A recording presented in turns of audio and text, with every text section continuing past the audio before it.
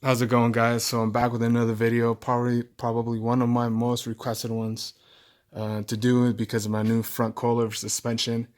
So I'm just gonna go over briefly of what I did to install these and everything else in between. So the first thing that we did were the uppers. The uppers actually have two frame bolts, and if you read online and read on the threads, the forums, that these are apparently one of the most hardest things to do. Sorry about the camera. So those bolts. This was probably one of the easiest thing. I think it probably took like 20 minutes to actually disassemble the uppers on both sides. Even to install. Everything was very easy. I didn't have to remove the steering shaft. I didn't nothing. I didn't have to move any AC lines. I didn't have to do anything on the passenger side. Very easy. There's no, and I got it from inside the fender well. If you use short sockets, you can actually get it, and also with the short socket in the, extension in the back to hold the bolt. That's all you need, and you can get it from inside the fender. Those are very easy. The most difficult part, I think, probably of this kit is actually making the adjustments at the end. And like I said, I know all cars are different. All suspensions are different, et cetera, all body chassis, everything, the whole nines. So right now I'm still dialing in the suspension. I actually lowered this side because this side was sitting higher, but I believe that on these B bodies, there's always one side that's higher from the factory. So my side's higher. Not even with the springs that I had before. I had iBox before. That side higher on that side. This side sat lower on the passenger side. And then I got Canuck springs and with the 2-inch drop, and that side was still higher. So apparently my car is like that. Let's move to the lowers. The lowers, what you have to do is see if I can get it better. So if you see on that part of the frame, you actually have to cut part of the frame up. It's not that difficult either. You got to get a grinder wheel, and you get eye protection because these things will fly. The metal is kind of thick, and this I cut more on the passenger side than I did on the here we go, on, see if I can get it better. On that side, I actually had to get I forgot to cut this side, to be honest with you. So that's why you don't see a clean cut on this side. I just used a grinder, and I just grinded this out. That was at the last minute. That's why it looks pretty horrendous. And for the lowers, the bolts are easy to access. The bolts are right here and right here. Those are very easy to access. And the easiest way to actually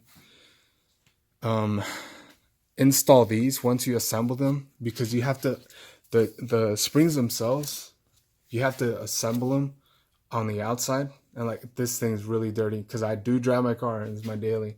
You actually assemble the spring, everything else out on the inside, and you actually put this on the bottom. This is how we did it. So we actually put, the easiest thing to do when you do install these is have the actual spring and the shock assembly right here already installed on the car, and you're gonna raise this up and put this on the bottom, because we tried it on both sides. We put the uppers first, and then we try to put it this from the bottom, like the whole nine. So, but that's what I would do. That's what we did. That was probably the easiest thing. And like I said, always get somebody to help you out, because you can't do this you can do it by yourself, but it's just going to be more difficult.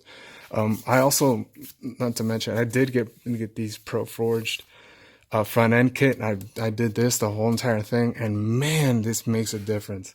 This for sure, if you let's say you do have stock control arms and you're not going to change it out, at least get these Pro 4. Trust me, you're gonna feel a huge difference on the way this thing turns. I think this is probably one of the things that made it a lot better too. Like, everything was worn out.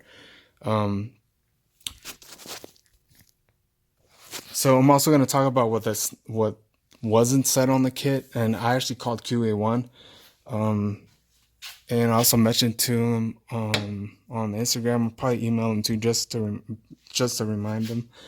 But there's a bolt that goes right here. I had to take this bolt out, and if you see right here, I had to cut this piece because these are stock brakes, stock calipers. But when you make a full lock, when I had these previously on, like I didn't make any adjustments yet, it actually hit this. It actually made contact with this. So if you do get this kit and you do have stock spindles, you will have to cut a little bit. And like I said, I got a grinder. It's not a big of a deal, but it didn't say in the instructions. I mean, I wish it did, just to be on the safe side. Before we go into a alignment shop, and then because that's how we figured it out. We went to the alignment shop and they were like, no, we went to make a full lock and it started scraping. So for sure, when you buy this kit, cut this piece. You're gonna have to cut this piece off. And then another thing too, don't mind the cut. This is still not finished. Like I said, I was trying to make the adjustments on the suspension and everything else. But another thing that the kit doesn't say is that you have to cut this. I called Qa1 about this too, on the both issues.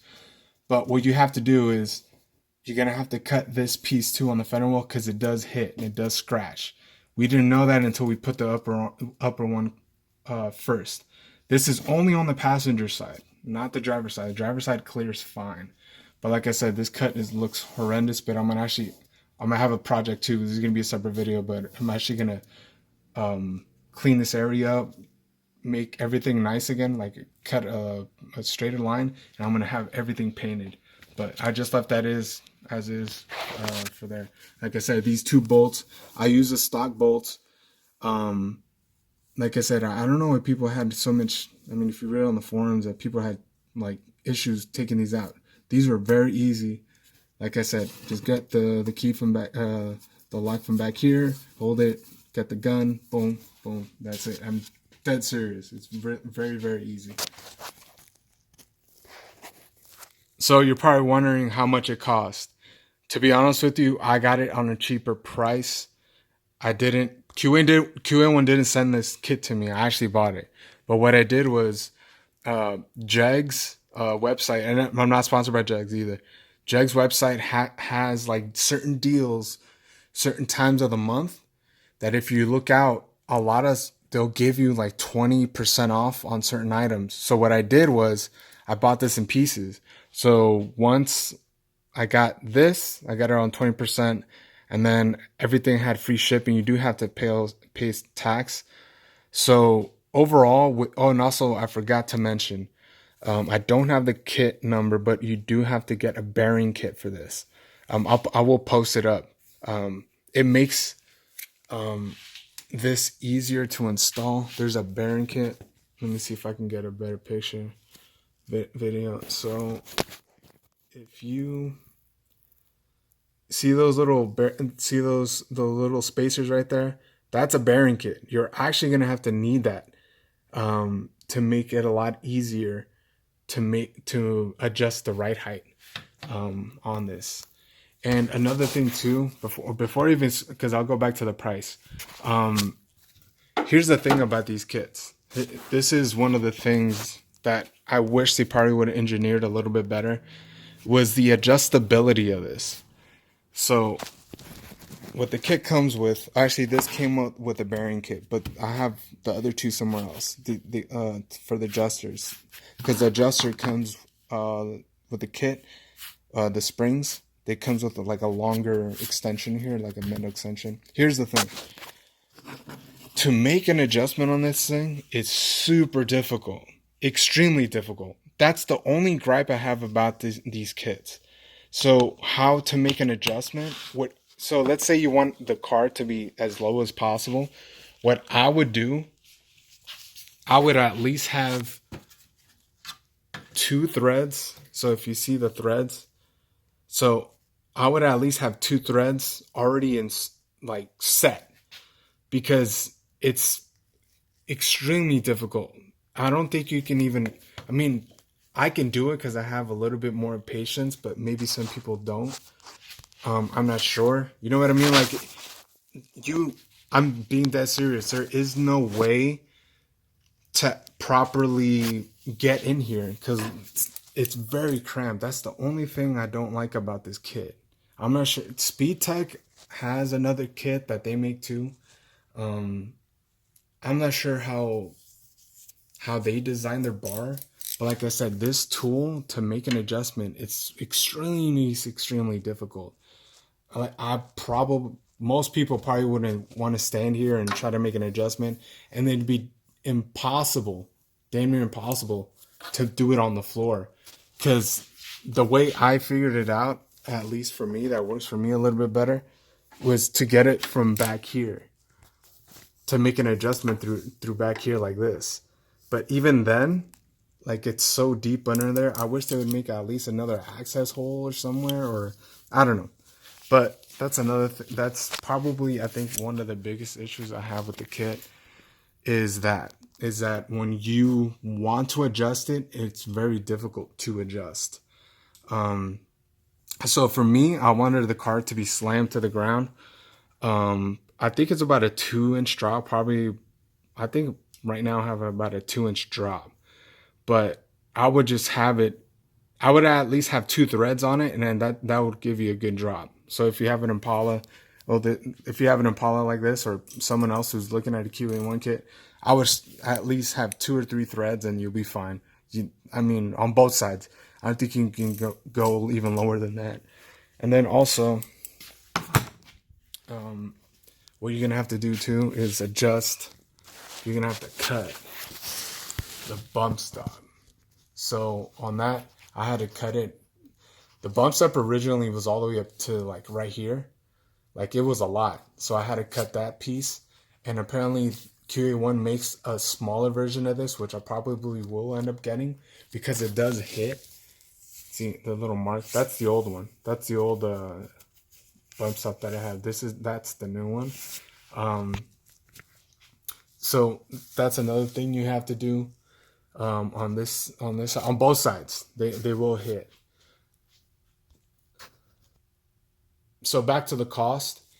I believe if I had to get a rough estimate, I think it probably came out to like $1,700 or maybe 18. If I went with Speed Tech, that was one of the reasons why. If I went with Speed Tech, I think it would have been a lot more because, like I said, you have to buy the tubulars, then the shocks, then the bearing kit, and etc., etc. Now, if you have the springs, let's say you don't want coilovers, you can put the springs back on. I had an option to put the springs back on, but you have to buy even on I think Qa1 still has the same thing. Qa1 and also Speed Tech, you have to buy the spring isolator, and then you do have to. Oh, that's another thing. Get the spring isolators. They're like $20. I didn't get them, and I just installed the original ones, which is a shitty idea. But, anyways, you can put the springs back on and save yourself about like $400 or whatever how much these things were. Because, like I said, I got these on the deal too. But they do sell the kit to make your springs go in there. What I do with the springs, probably not, because this is a lot better. So as far as performance wise, this car is an animal. It's going around corners is so much fun. Everything, everything about this entire. Here's the thing. Overall, overall the issues with the kit I will live with because the performance itself is out of this world.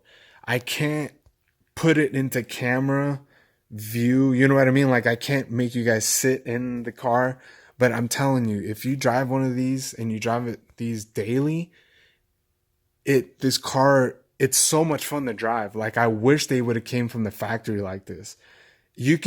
I can make bend corners. I feel like Neo from the Matrix just bending shit. Like it's crazy. I'm telling you, I'm not trying to oversell it or undersell this kit. I'm telling you, if you have one of these B-bodies, Impalas, it's well worth the money and you'll thank me later. Trust me.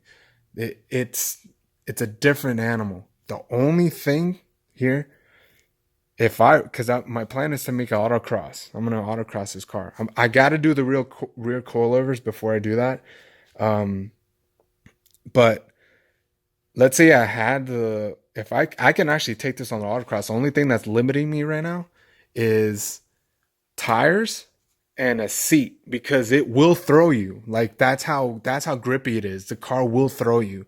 So I would have to get a racing seat and a harness too, because like I said, this thing is probably one of the best upgrades ever on the car, because it makes it feel like something new. It's awesome. I would highly recommend this kit, especially if you have an Impala. Trust me. So what I'm gonna do is I'll put the all the parts. I'm gonna put them on the description box. So just always look there. Everything that I would do for any parts or anything, always look in the description box, because I always get questions like that, like where'd you get the parts and whatever, and et cetera, et cetera. So I got them from Jegs, and I'll put the number, all the parts, everything that I got on the kit. So my next plan after this is to get the rears done. Once I do the rears, then I'm gonna get a racing seat and a harness, and then my future plans, or the plan is to take this thing on an autocross and have some fun with it. That was one of the reasons why I went with this upgrade. And not only that, my front suspension was trash. Everything was worn out. If you guys have any more questions, just ask them in the comment section. Like, comment, and subscribe. See you guys next time.